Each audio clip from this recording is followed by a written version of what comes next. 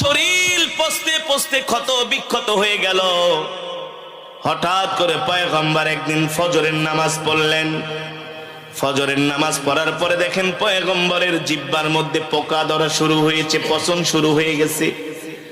পয়গম্বর আসমানের দিকে ডাক দিয়া বলেন, আল্লাহ আল্লাহ আল্লাহুম্মা গফির ওয়ারহাম।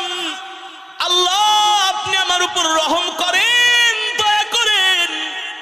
আল্লাহ আপনি আমাকে শেফা করেন। পুরা শরীর আপনি আল্লাহ পচায় ফেলেছেন, আমার কোনো দুঃখ নাই, কষ্ট নাই। আমি আপনার উপরে খুশি, আমি আপনার উপরে সন্তুষ্ট।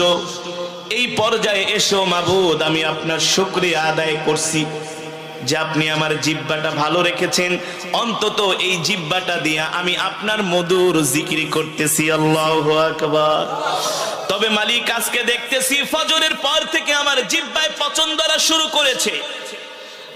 পয়গম্বর ডাক দিয়া বলে, আল্লাহ শরীরের সবগুলো অঙ্গ প্রত্যঙ্গ আপনি পচায় ফালান, আমার কোনো আফসোস নাই, আমার কোনো দুঃখ নাই।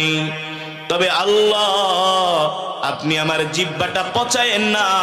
যদি আমার জিহ্বা পচে যায় তাহলে আপনার নামের মধুর জিকির আমি কিভাবে করব? আল্লাহু আকবার। জোরে বলেন আল্লাহু আকবার। এই কথা বলার পরে আল্লাহ তাআলার রহমতের দরিয়ায় জোশ মেরেছে। আল্লাহু আকবার। আল্লাহ জিবরাইলকে পাঠাই দিয়েছে, জিবরাইল 1 বছর 2 বছর 3 বছর না, আমি আমার আইয়ুবকে 18 বছর পর্যন্ত পরীক্ষা করলাম, ঈমানের পরীক্ষা।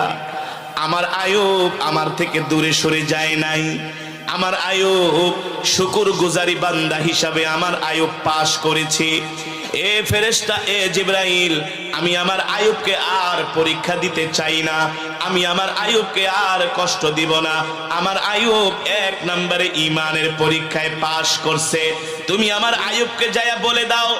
জিবরাইল আলাইহিস সালাম পয়গম্বরের কাছে আসলেন। এসে দেখেন পয়গম্বর অসুস্থ অবস্থায় জঙ্গলের মধ্যে শুয়ে আছেন। নিথর দেহটা পয়গম্বরের পড়ে আছে, পুরো শরীরটা পচন ধরে গেছে, পুরো শরীরটা পচন ধরে আছে। জিবরাইল আয়েশা ডাক দিয়া বলেন, পয়গম্বর আপনি কেমন আছেন? ঢাকার এমপি, নাম হলো হাজী সেলিম, হাজার হাজার কোটি টাকার মালিক। কথা কোন? সম্পদের অভাব আছে?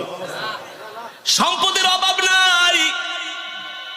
বেচারা 6-7 বছর আগের থেকে তার জবান দিয়া কথা বের হয় না, সে বাকরুদ্ধ হয়ে গেছে।